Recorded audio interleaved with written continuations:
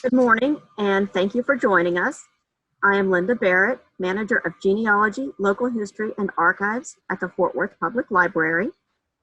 It is my pleasure to present to you Cliff Takawana, son of Clifford Knox Takawana and Cheryl Ann Takawana, and he is a full-blood member of the Comanche Band of Comanches. He is a gourd dancer and an Eagle Scout. Cliff earned his Bachelor of History from University of North Texas and a Master of Native American Studies from University of Oklahoma. I do have one little bit of housekeeping before we get started. If you have any questions during the program, please go ahead and type them in as you think of them, and they will be answered at the end of the program. So thank you, and I'm turning things over to Cliff now. All right, greetings, folks. Welcome, welcome, welcome. I want to first say Oda, which is a Comanche way of saying thanks or thank you. Particularly, this is a special opportunity for me to kind of tell a story specifically about our people and who I come from and how I was raised, particularly in a scenario of what we're sorry about that, kind of what we're going to explore. I'm mainly wanting to look at kind of my life story, in a sense, to kind of tell you all and kind of give you a glimpse at some Native American detail in terms of the story that we've had accumulated throughout this throughout our time being here in the United States. I think it's really paramount that before I begin, though, I want to say first, thank you to the patrons of the libraries. Thank you for making us and keeping us relevant. I definitely want to thank Fort Worth Library for giving me the opportunity to express this and tell this. I think it's really awesome to have these programs, especially in these times, considering some of the things that we're dealing with. It definitely makes it feel a little bit more home in that we get to do some of these things and talk about some of these really interesting things. I wanted to start by specifically, if you all can see the image in front of you and say it to yourself, Uda, Uda. Again, it means thanks. It's one of the most simple, basic. Excuse me, Cliff. You need to share your screen. There we go. Okay, awesome. Well, as I was saying, this is Uda. This is one of the very first Comanche words I was ever learned in regards to kind of understanding who we are as a people, but particularly who we are in terms of what connects us to that. And particularly our language is something that does that. So you guys know your first Comanche word, Uda.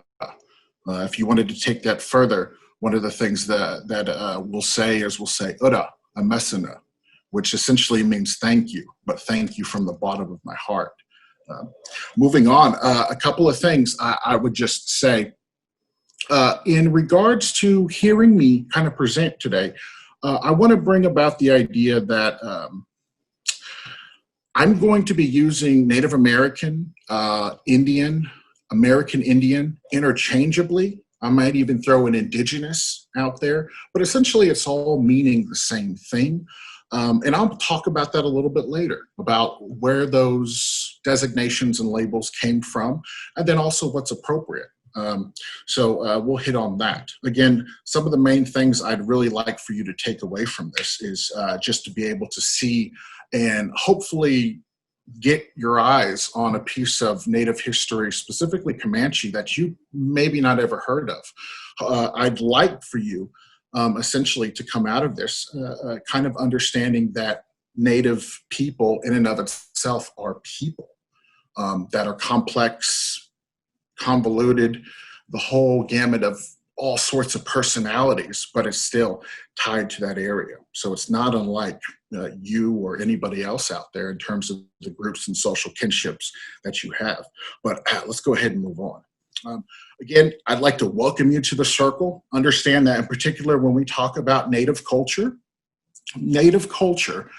and our way of thinking, a lot of times is described as cyclical. In essence, there is a circle, there is a balance, there is a beginning, and there's also an end. And generally, when you think about life in general, you're going to end up where you started. We come and we start as dust and we end as dust. And so definitely, as I say, welcome to the circle, letting you in. There's also mimicked in terms of when we talk about powwows that have that. So in terms of hopes and aspirations for today's little program, I want to tell you a story about a people. I would like for you to come away with knowing the difference between a northern and southern powwow songs. It's really easy. The powwow etiquette. If you ever go to a powwow, which you totally should, I'm going to give you a little bit of insight on how to act and what to observe and some other things like that. One of the big pieces that we're going to go through is I'm going to give you some direct examples of the American Indian experience, particularly from my family, how I was able to research and dig and extract that information to see which parts of me, specifically that's tied to them, is Comanche, is Numina, right? I want to tell a story about some very special bread, and then I want to finish up by doing a storytelling by a campfire, okay? So we're going to make this a little bit different, even though I know it's COVID, Zoom, the whole bit. We're going to have a little fun today. So there's a little bit of irony in terms of when we talk about me presenting to you guys. Specifically, Fort Worth, established in 1849, the whole single purpose, if you can see there in the map, is to guard the incoming settlers, Texas settlers, against the very tribe, specifically more or less the very band that made up the group of natives that those particular forts were set up to protect against. So a little ironic, but nevertheless. So again, thus you always see what comes out from that is generally most of the times Comanche have been portrayed throughout the media in regards to this, of kind of being that kind of symbolic on the back of a horse, you know, hunting buffalo Indians. The only thing that I find ironic is I'm actually from a tribe that lived in teepees, lived on teepees on the back of horses that hunt buffalo. So I think there's irony in that. Again, when you talk and think about us, you know, we're just a simple people that found a way of life that we connected with, and we built a spirituality and kind of an essence around that. Particularly if you look at, say, for instance, our Comanche Nation flag, everything is very symbolic. Particularly the rounded shape is reminiscent of a shield. The yellow warrior having 4 feathers on his lance, that's indicative of the 4 seasons, the 4 stages of life. The 4 directions, very sacred. The number 4 is very sacred. The middle line that goes through it is in ancient times, they regarded Comanches, or specifically Numinas, as snakes.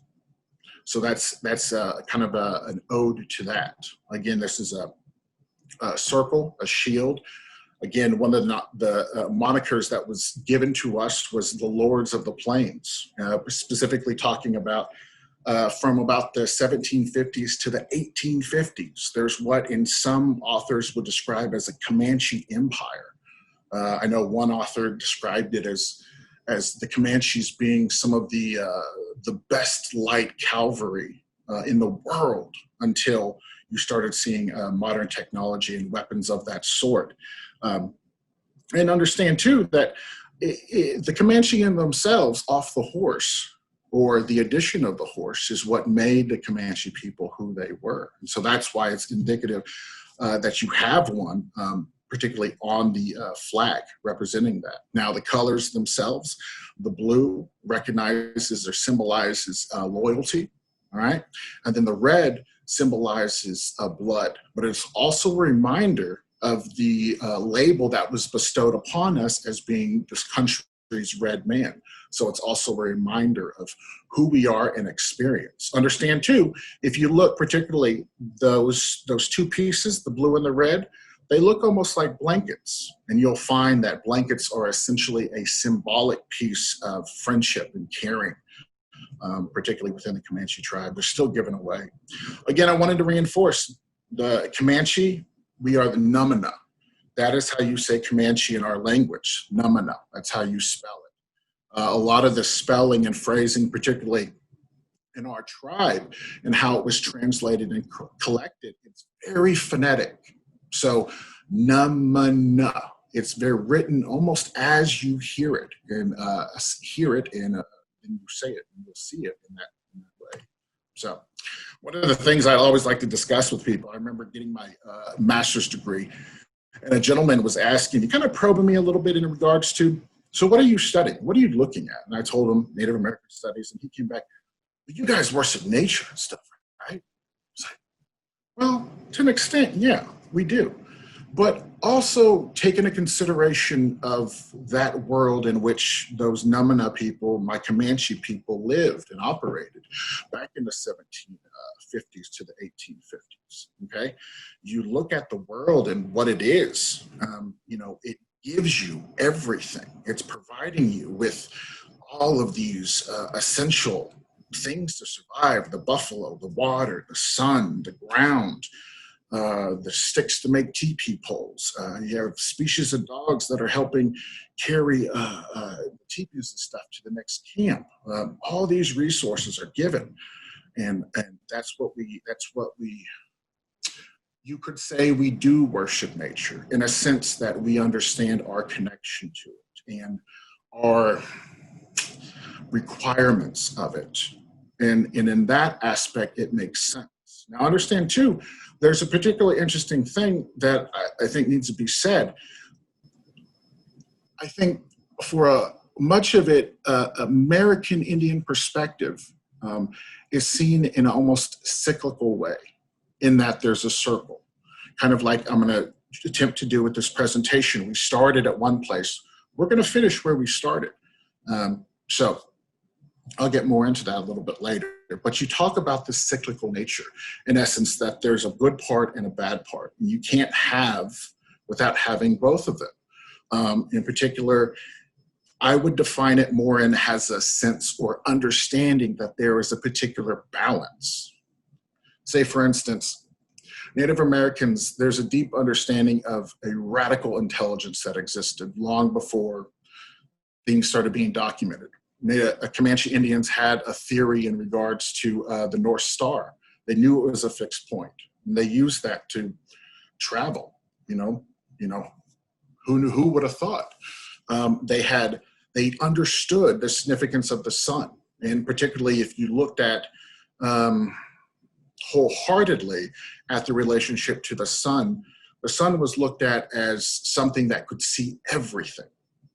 And it was more or less kind of, I've always heard it as kind of posed as being kind of the father, all right? And then the mother is Mother Earth. So the Mother Earth protects us, but the father gives us life of that sun. And Comanches back then knew that they needed sun for the plants, for animals to live, and that gave life. And so in an essence, if you have an understanding that all this stuff exists, I think it almost becomes very rational to say, yes, I do worship this because it is what keeps me alive. So particularly keep these in mind. Keep about the idea of cyclical. There's a balance, okay? We're always going to keep going. There's always going to be a circle of things. That's one of the reasons why I think there's I believe, based on my studies and examination of things during Native American studies, is that that's actually been passed down.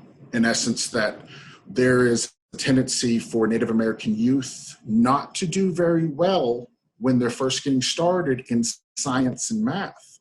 Large part, and I had this, is because that it was more of kind of a linear examination of things. A plus B equals C, whereas in something in our DNA is propelling us to look at something. And it wasn't until I got around other Indians when I was in my master's program that, oh, no, I had that same problem. And so it was something very interesting that almost you talk about things that were passed down, feel like that cyclical nature of us or that perspective to some degree stayed. And so that's why we had that inability to conceive it or to understand it. And through time, we did. So, and again, we talk about the earth, how important that is. Mother Earth, the sun, almost being the father, the colors of things. You can back up and you can look at some of the influence of where the colors for the flag came from. The blues, the yellows, the reds. This is Mount Scott. This is overseas one of our family's Odyssey Cemetery, one of the most magnificent spots in all of southwestern Oklahoma I've ever been to. Another thing I'd like you to keep in mind is movement. Movement, in a sense, when you talk about the Comanches, understand that we were with the Shoshone up in Wyoming for a really long time. And then we migrated south, let's see, actually, yeah. So 1500s, 1600s, and actually you can see, we ended up in what they would Comancheria about 1765, right? That's also about the same time, debatable, when we started gaining access to the horse. So it was denoted that one of the first bands, and we'll get to talking about that specifically, that came south was the Comanche, more specifically the Penatucka, my band. All right. And so the stories that you initially hear about Comanches and their interactions with settlers, more than likely is from interactions between Penatuckas and the settlers. So I find that vastly interesting.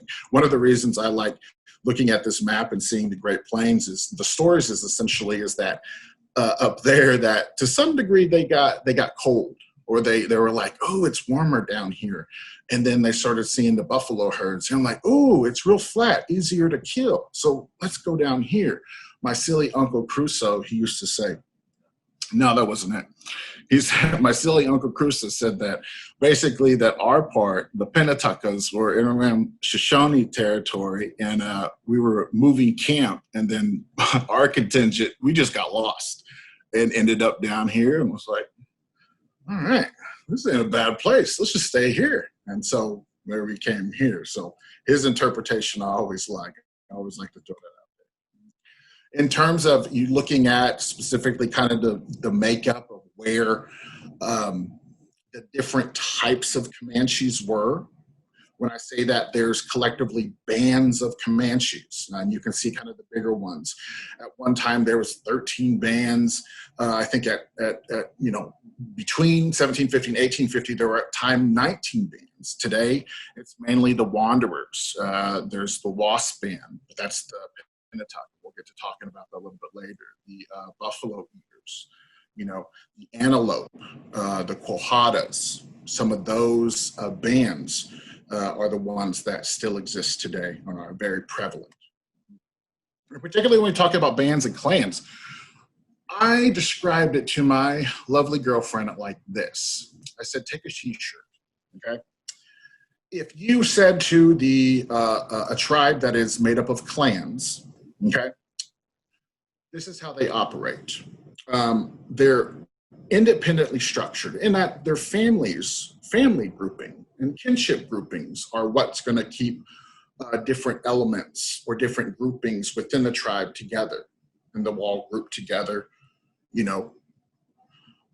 in one camp, but several little outcroppings and segments of individuals. Now, what's the difference between bands and clans? Clans, okay, say for instance, you asked that tribe to make a t-shirt. Well, one clan of that tribe is going to make the sleeves. Another part's going to make the collar. Another part's going to make the torso, and the other part's going to make whatever's left. All right, and they're going to put it together, and then they're going to submit. That's your T-shirt. Well, in my tribe, which we were made up of bands, they were like, "Yeah, we're Comanche. We're totally Comanche and together, but we're actually more Penatucka, and we're going to kind of go hang out over here." So in essence, if you use the same T-shirt analogy, you would get each band of Comanche would design and make and produce their own T-shirt, and it would look vastly different, probably from all the others. You can use that same thought in terms of talking about Native Americans in whole, specifically in the U.S., and you can also do it just indigenous people in general. I'd always approach it, and the easiest for me to always approach it as though these folks are of a completely different nation. Doesn't matter what country they live in, but think of it as a completely different nation, a different tribe, okay? They're gonna have different way of talking, different customs, different things that they would eat, different origin stories, different beliefs, different religions. How they marry is gonna be vastly different. So in that way, it makes more sense, and it's easier for me to kind of understand. When they talk about the magnitude of the Comanche Empire between 1750 and 1850, they're talking about this. When this particular map, one story that I like to tell is, if, say, for instance, you were in Fort Worth over here, and it was during the raiding season for the Comanches, you could be in Fort Worth, and say, for instance, if there were Comanches in Tulsa, you would have to be on guard, because that is the striking distance of essentially a raiding party, because they would strip down to basically just the essentials and be out. Understand that the ability to perform on the horse, what Comanches were able to do is really unparalleled. It just shows a massive amount of, intelligence in that aspect. You started looking about in regards to when tribes started making their way to the Indian Territory. This is kind of the makeup of it. This is what it started to become and look like, right? So you have kind of the Kiowa, Comanche, Apache grouped in that particular area. That area would essentially start to become the Fort Sill Lawton area, and that's actually where the headquarters of the tribe reside. Right? Today, this is what the tribal jurisdictions look like in Oklahoma. Okay, so Kiowa, Comanche, Cheyenne, Arapaho, the Chickasaw. I lived in Ardmore for a long time, so we ran a lot into a lot of Chickasaws and Cherokees, some Choctaws too. All right. So this next portion, I wanted to give you a little insight. Powwow, what are you? I think it's really important in people's lives to kind of see different aspects of the culture, particularly of Native Americans, because this is something that's uniquely American, 100%. And it's so special, and it's so fun, and it's such an empowering thing to go see. One of the things I wish we see more of them in Texas. You see a lot of historical societies do them, but in Oklahoma, you have a lot of tribes that regularly have a powwow schedule outside of things that are happening now, but they do have great detail in terms of when are we going to do this, and it's going to be an awesome program. So these are some of the images specifically in terms of talking about powwows. Generally the arena is set up as so. It's a round arena. The drum is essentially considered the heartbeat of the tribe, the heartbeat of the powwow. So it always generally goes in the center. Sometimes you'll have various other drumming groups on the outside of the arena, but essentially cyclical. Remember that. It's funny, it keeps coming up. It'll keep coming up. But mainly the powwow, it's a reason to get together with friends and family, share stories. A lot of folks, a lot of people that are dancing, they dance specifically for the idea that dancing is prayer. We'll talk about different parts of the powwow, but there's a powwow there's parts of it that's a little bit more traditional and parts of it that's a little bit more contest. And they still have holds to that tradition in that culture, but it's just different in the way that it's more or less kind of done a little bit. So we'll get to that here in a little bit. It's interesting when we look at this picture with drumming. One of the things I was speaking with a tribal elder about in terms of drumming, and particularly in terms of gourd dancing, what you hear with the rhythmic pulse of the beat, hit and hit and hit. He said he would close his eyes when he would gourd dancing, and he could feel himself holding the reins, and almost like he was riding that horse. in place in the dance arena with everybody else surrounding him, feeling that beat and just really getting it out, getting at all that stress, getting out all that hate and anger and anxiety and just dancing it away. So understand too, the etiquette is when you go to a powwow, for a lot of folks, it is prayer. Powwow is not a hobby. Powwow isn't something that, they produce these beautiful works of art called regalia. It's not a costume. It's never a costume. Costume is something you put on to do a play, or costume is something that you get in to go Halloween trick-or-treating. This is regalia. Where's that? Oh, sorry. We'll get to that image here in a second. Particularly, this is kind of what a drumstick would look like, kind of just to give you that insight. Right. So one of the more specific types of dancing that is more, I would say, lean on the traditional side, you do kind of during the daytime. If you're talking about a powwow in the terms of events, you're going to have what you have the meaty portion called the contest, usually at the end of the night, generally starting around 6 or 7. A lot of times they say Indian time, which basically means when everybody gets there. So, but during the day, you'll have dances like this, score dance. And essentially, my dad and I participate in this, and some of the native garb here is exactly what we wear: the bandolier, the sash, the blanket, the fan, the gourd. The gourd in and of itself, traditionally, nowadays is just symbolic, but traditionally, it was thought it had medicine in it. So I have those gourd dancers, and they would line up on the outside of the ring. They would dance, and they would spread that medicine all over the arena to get it ready for the night. All right.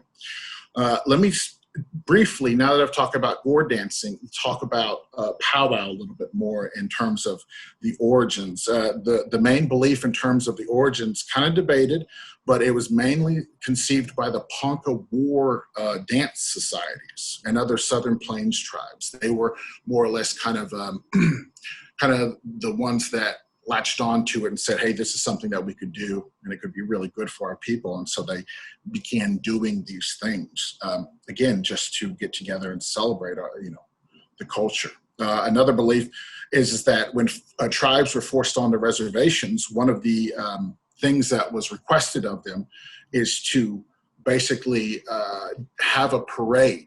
They would want them to get in full garb, full regalia, on horses, paint up the horses, look like you're going on at a hunt, and they would parade them through the local town that the reservations would be close to, or they would travel to a reservation to parade through. But essentially that parade, it was now then translated to one of the main features you see always at a powwow in the opening, being that it's called the grand entry. Okay, and the grand entry is basically, it's just a call to everyone that the contest portion of the powwow is about to officially start.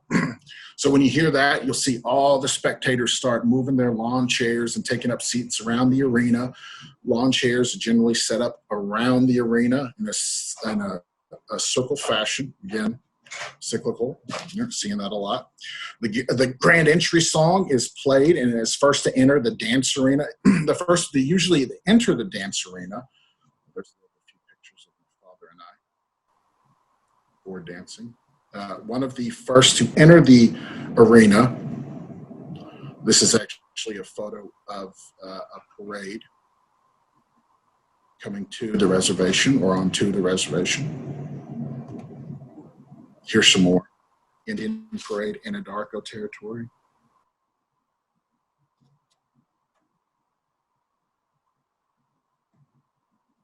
So particularly, this is what I was wanting to get to. So if you look at this grand entry, you see these folks that are kind of in the middle here, and they're holding flags and whatnot. This is basically usually your first contingent coming into a powwow. That's going to be your native military veterans. They serve as color guard. They march and they usher in the Comanche flag, or whatever tribes having the powwows flag, the POW flag, the state flag, and then all the dancers would dance behind them. And once they fully get in the arena with the drum in the center, loudspeakers blasting all that, then they'll be able to, again, commence starting of the powwow. Understand one of the first things that's done at a powwow, look at specifically regalia.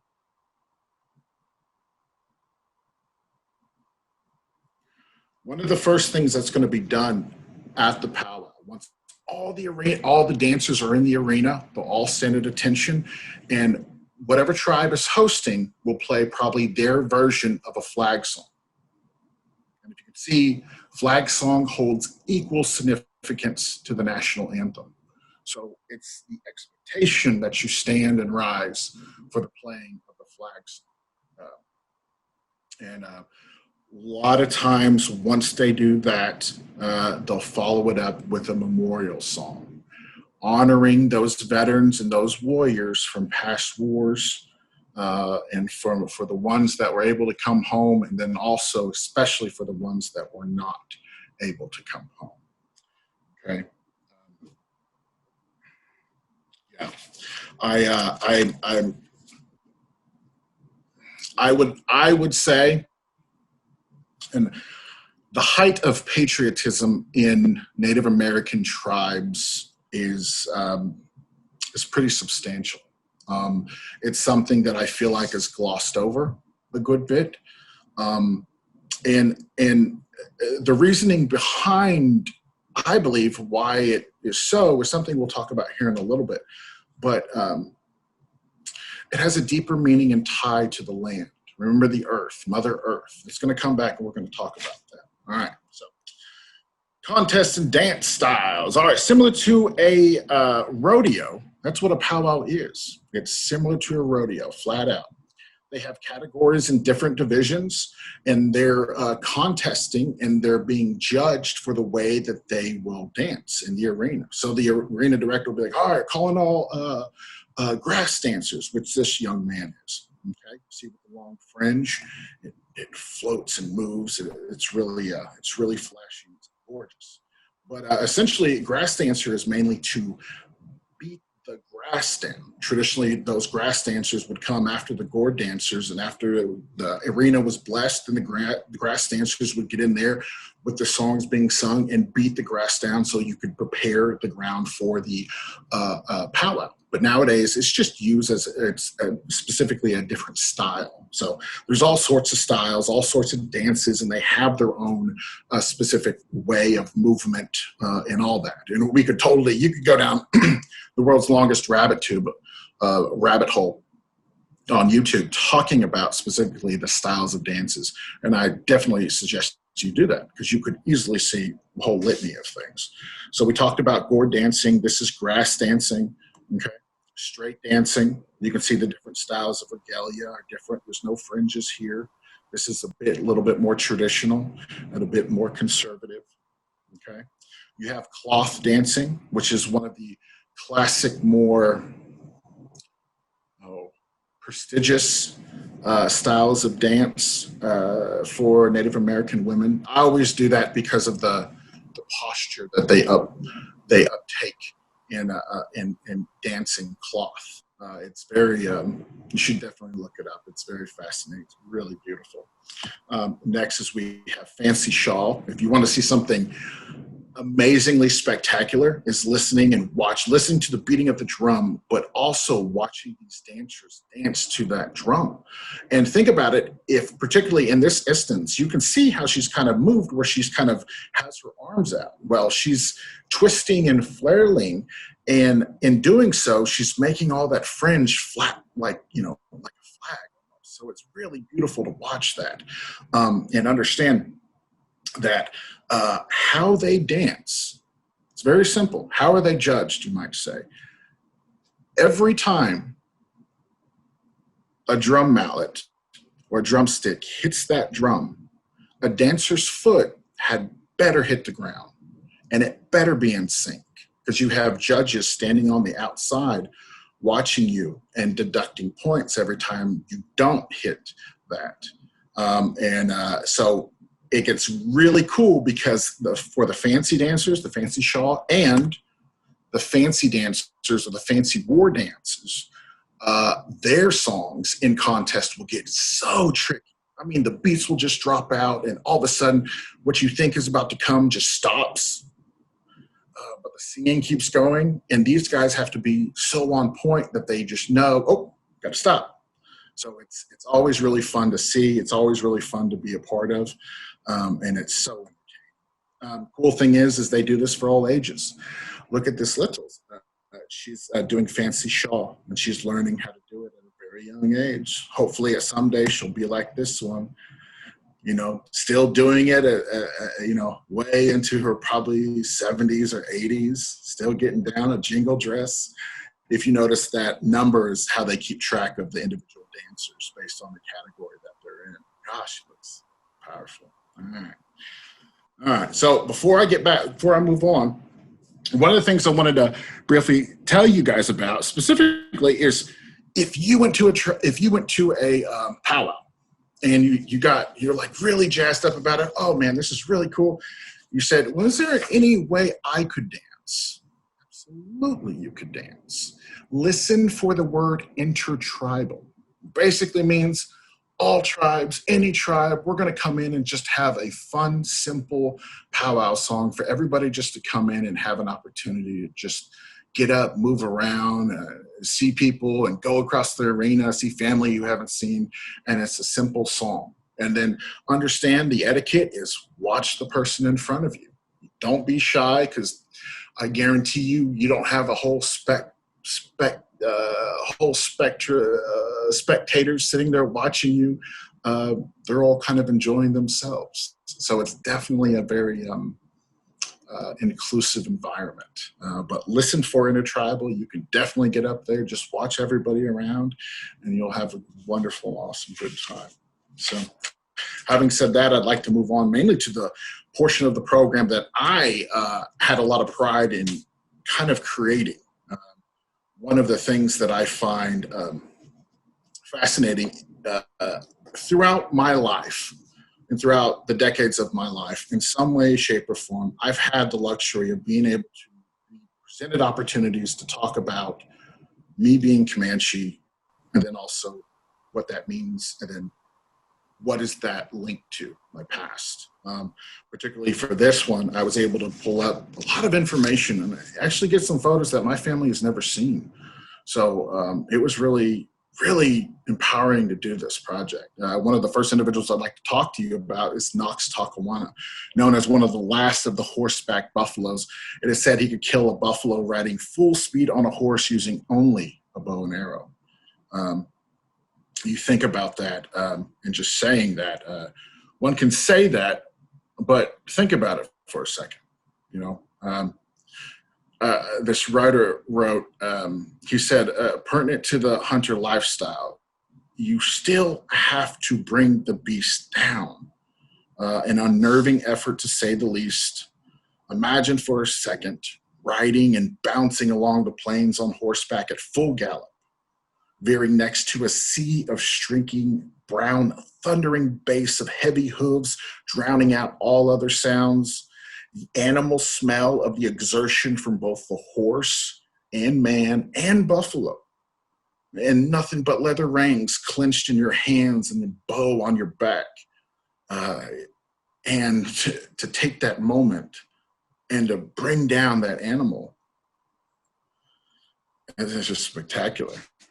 You know, understand too, it was more intelligence goes into it just than, well, we need to kill something so we can eat it. You know, larger bulls, the buffaloes, had tougher hide. And they were best for covering teepees. But the meat was tough, okay? So you had to be very selective in terms of what you were meeting. It was almost a delicacy. I think they were talking about young calves would have a specific type of meat that would almost be like a filet mignon or something like that, but it was prized. Understand too that they wouldn't just eat the meat. They would also add some berries and spices to it to make it a specific dish. So I always just imagine them just eating a big old chunk of buffalo meat. There's a little bit more to it than just that. Okay? So particularly if you look at, you know, all aspects, you've heard this from school, all aspects were used. I think one of the highlighted things that I was looking at was the hooves and the antlers. they made a very good glue. So much so that these warriors would actually put a little bit in the bottom of their case that they would hold their bows and arrows, and actually keep it as kind of like an on-the-field fix. And it would mend a whole bunch of stuff. So you're out there for a long time hunting and stalking, and something snapped, you almost could have a fix for it. So again, just fascinating. So another aspect that made hunting buffalo essentially what it is the ability to have a saddle. And a lot of people don't know that. And, for a while, I didn't even know. I always thought they rode bareback. But no, that wasn't the case. This is a men's saddle. Okay. You can actually see rawhide, wooden frame. It was the saddle and the straps that made the Comanche ability to do the things on the horse, to control it and have the movement to allow them to make those shots. Yeah. So this is cool because this is actually a female saddle. You can see the fringe and the leather covering, probably buckskin. It's beautiful. So I wanted to tell this last story, particularly about Knox Takawana, when I talk about my great-great-grandfather. He died very young. He was in his 40s. But when I was talking with my dad about this, he said, well, that's not necessarily true. He said, think about the life expectancy of when he lived. He died about 1941, and sometime in the late 1800s, he was born. They don't know exactly when. But there's a story told about him specifically on Fort Sill, wherein they were entertaining a group of West Point cadets. And one of the things that they did was they had, since that collectively was the area where the Comanche reservation was at that time, they would have the Comanches come and put on a buffalo hunting demonstration. And they'd always used Knox as an expert. So he would do it. But there's a story that they did it. It was towards the end of his, I guess, career of doing that. And he was an old man. Said he was in his 40s or whatnot. And so they said that he was helping these two Pawnee guys to do this. And they couldn't do it. They couldn't bring down the buffalo. And he was watching them, and he was, and then he just got frustrated, or he got tired of watching them. And he just said, oh, I'll go do it. And so he grabbed his horse, he hopped up on that saddle, had that bow in his back, and then he set off. And they said that, again, riding up next to that beast as it's charging away, fighting for its life.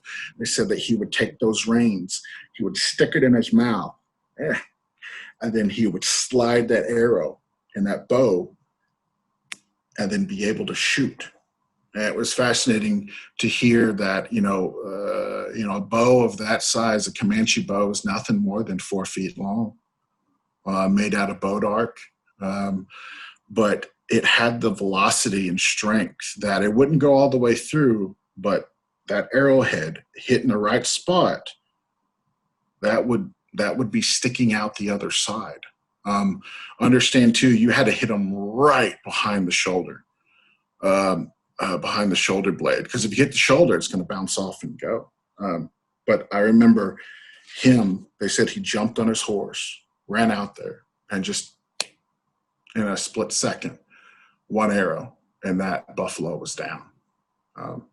So to have some of that blood running through my veins is really powerful. So I really cherish that story. Another interesting aspect to him, is he, towards the end of his life, was a sheriff. One of the first Native American sheriffs in his region. Actually, you can see how tall he is. That's actually where Mom and Dad say I got my height from.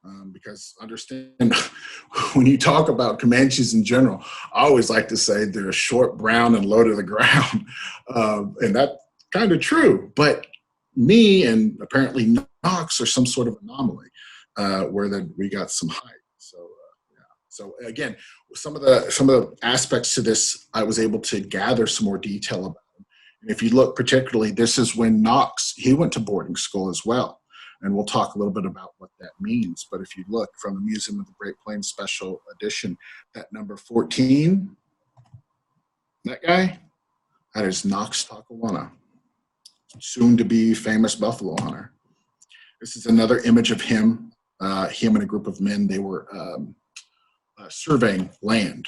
And he was with some of the Pataconis and some of these other guys in the group he ran around with. And that's him right there. So, Sheriff. Yeah. So, all right. Well, wonderful. I wanted to move on next to Susie Odyssey. That's my great-great-grandmother.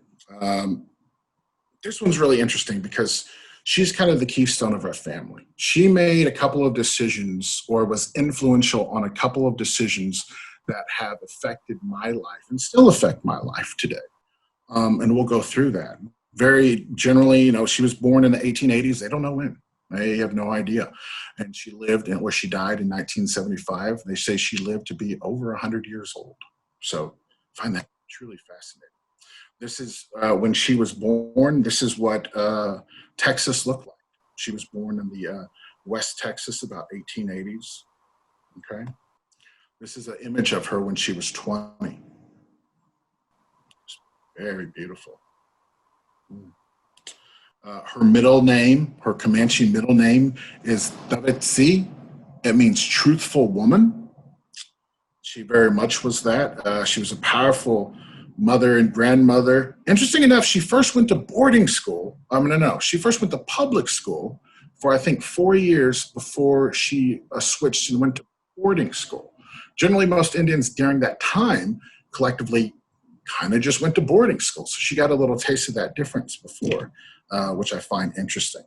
One thing in particular, if you talk about, in essence, when Grandma was alive, let me slide back real quick, 1975, that was during the times when it was still pretty rugged to be Native American in the United States. Politically, socially, you know, we were only granted citizenship in 1924.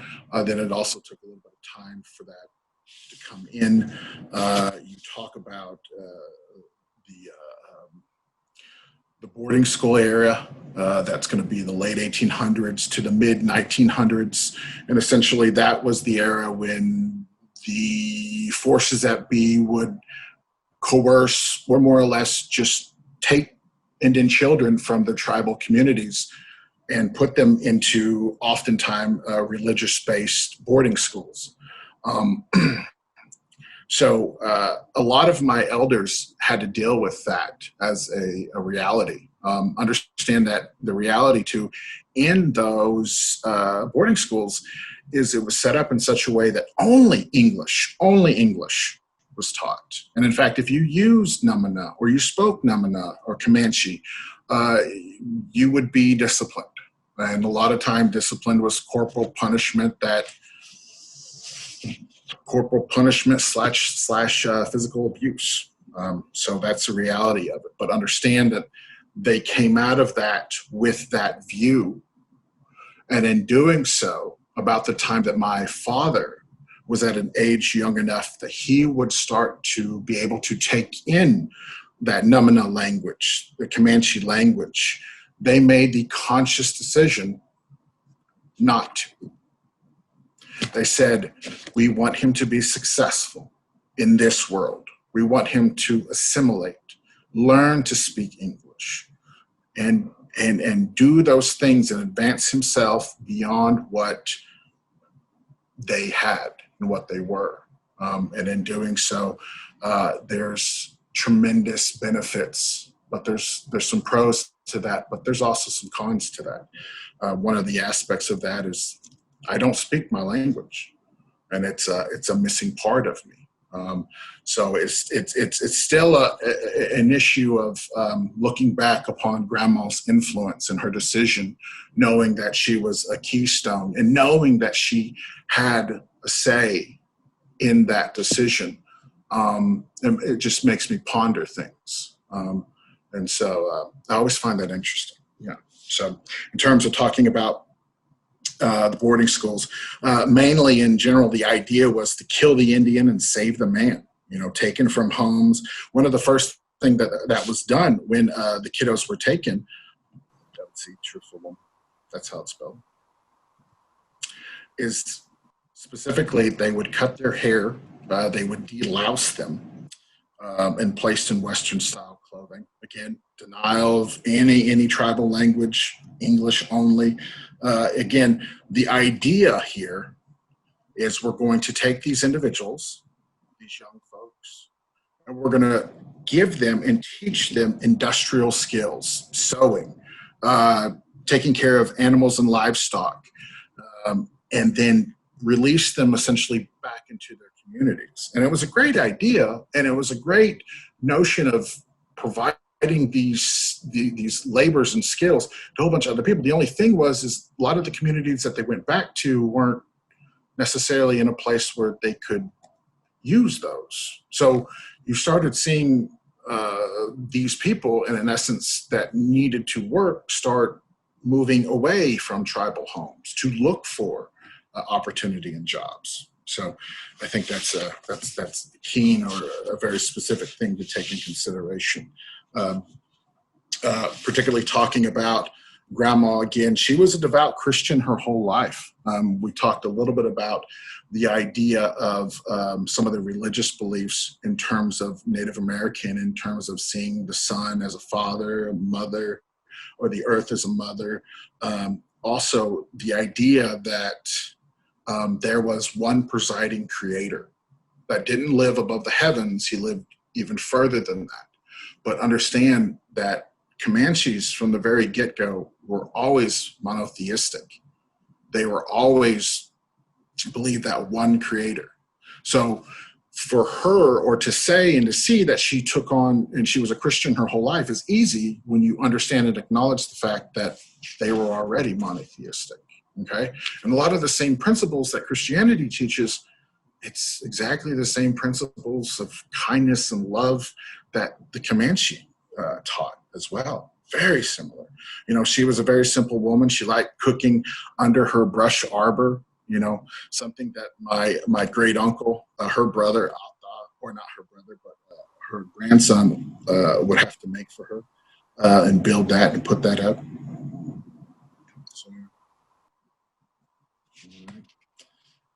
All right, so if we move on, next I wanted to speak specifically about Charles Odyssey. Yeah. All right, Charles Odyssey.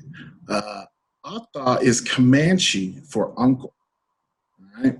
One of the things that I learned about my father specifically is that Susie had 3 husbands, and I always saw that and was like, "Oh, okay, what does that mean?" And it wasn't until a little time later, after I'd heard that, then Dad explained, you have to understand that generation was still healing from, the smallpox epidemics, the disease epidemics, the removal and the transplanting and the boarding schools. So that generation specifically was trying to mend a lot of those and make those connections to be able for the Comanche to pass on.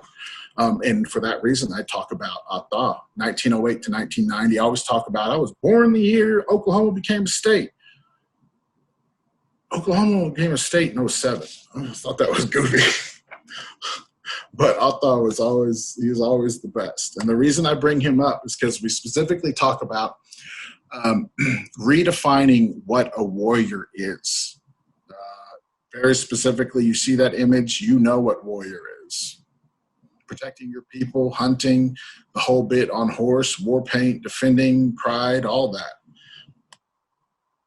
I see the same image. Knox died when he was in his 40s.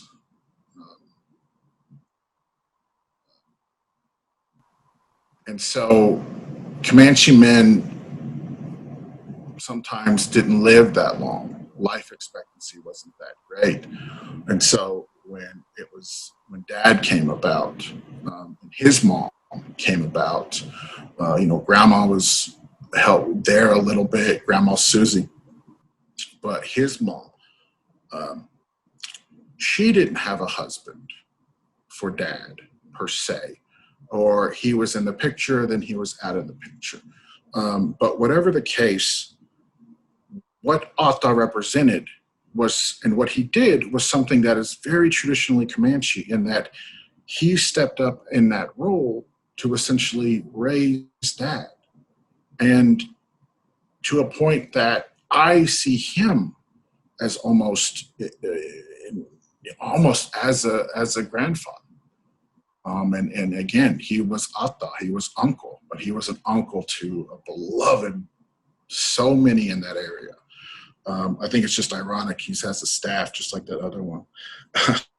But one of the main reasons I wanted to bring him up, there's a little story in regards to Dad had worked for the Boy Scouts professionally for over 40 years, so was able to make it to the national office in Dallas, and it was very successful in that. One day, and he had an off week, and he went to go see Atta, and he had got a new recurve bow. And he was sitting there, as they show you when you're in Boy Scouts, to shoot a bow, you hold it, up, and then you pull back, and then you hold it right here, and you fire, and So Dad's sitting there shooting, and he's not hitting anything, or he's not hitting what he's supposed to, and he's getting annoyed. He's like, man, this bow, and it was a new bow. He said, there's something wrong with it. It's not right. So he said that Atta was sitting there kind of paying attention, but not paying attention in a way Atta did. And so he said, oh, here, let me see it. So he said he got it, and he said Atta held it. He said he looked at it for a little bit, kind of just examined it, and grabbed an arrow. And instead of holding it like those Boy Scouts always teach you, classical ways, he turned that bad boy on its side.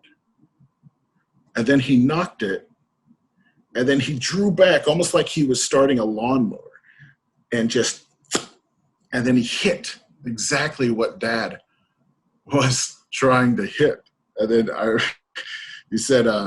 he said very plainly, it's like, well, there's nothing wrong with the bow. It's just we shoot like this. And I think that it's very paramount to say that, particularly when you talk about the Comanche bow. It's a small bow, 3 to 4 foot. That's it. The idea is you have it with you while you're riding on the back of a horse, full gallop, chasing a buffalo, reins in your mouth, and you have that one tiny shot, okay? So it better be made out of the best wood. The wood specifically used for a Comanche bow was bodark. If you ever messed with bodark, it has those prickly thorns, and man, it is a mess to play with. So you definitely have to have some determination to do it. So understand that, particularly for the Comanche bow, young boys and girls were taught at a very young age to shoot. Again, always shooting from that side because you're mimicking shooting from a horse. Okay? A good warrior back then you could be able to say that a good warrior could fire a shot up in the air and then shoot 5 to 7 times, 5 to 7 arrows before that arrow hit the ground. Okay? So there's definitely some expertise going on in that capacity. Arrows are made from dogwood. They'd be up to about 30 inches. And 30 inches isn't very long, but with enough velocity it would pierce all the way through a buffalo carcass. Right? As long as no bone was stuck. We talked about the wood grease and the glue from the hooves made wonderful action-ready glue material for a quick fix on the field. There were 2 different styles of arrowheads. There was a barbed one, and there was just a non-barbed one. The non-barbed one was mainly used for hunting. The barbed one was made for, particularly when they went into times of war. There's that aspect of it. Excuse me, Yes, Cliff. We are actually over our time. Did you want to take some questions before we wrap up? Did anybody have any questions? You can type them into the chat or the Q&A. Thank you so much for this informative presentation. I've really enjoyed it, and I'm sorry to miss the rest of it. Maybe we can schedule a continuation in the future. Yeah. All right. Well, thank you for the opportunity.